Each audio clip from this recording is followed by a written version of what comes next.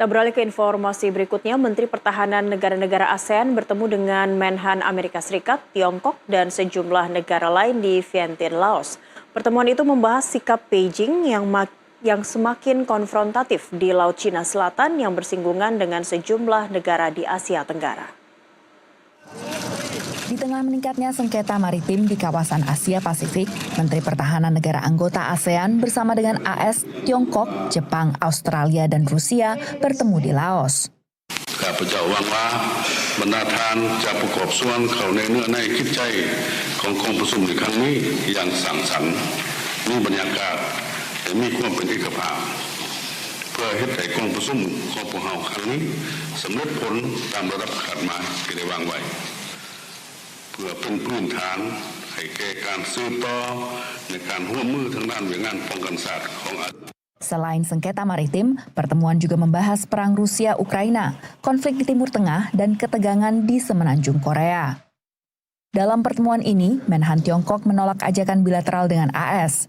AS menyebut kesempatan ini penting untuk memberikan optik bagi kawasan terkait hubungan militer kedua negara. Now, I regret that the PRC chose not to meet here. The PRC's decision is a setback for the whole region.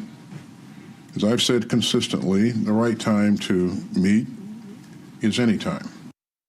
Awal tahun 2024, Menhan AS dan Tiongkok sempat bertemu dan menekankan pentingnya keterbukaan komunikasi militer antara kedua negara meski tak sepakat dalam isu Taiwan. Menurut data ASEAN, Tiongkok adalah mitra dagang terbesar negara ASEAN selama 15 tahun berturut-turut. Secara ekonomi, pengaruh Tiongkok di kawasan memang sangat luas. Tapi dalam kerjasama militer, AS kerap dipandang sebagai mitra terpercaya oleh negara di kawasan Asia Tenggara. Ini tercermin lewat tingginya angka latihan militer gabungan dengan AS dibanding negara lain di luar kawasan.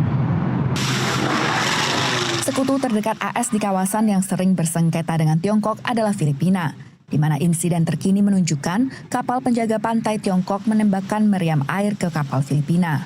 Tiongkok membantah tuduhan tersebut dan menyalahkan Filipina atas tabrakan tersebut. China is a real and serious threat to the Philippines, and the Philippines understands that the United States is its true economic and security partner of choice.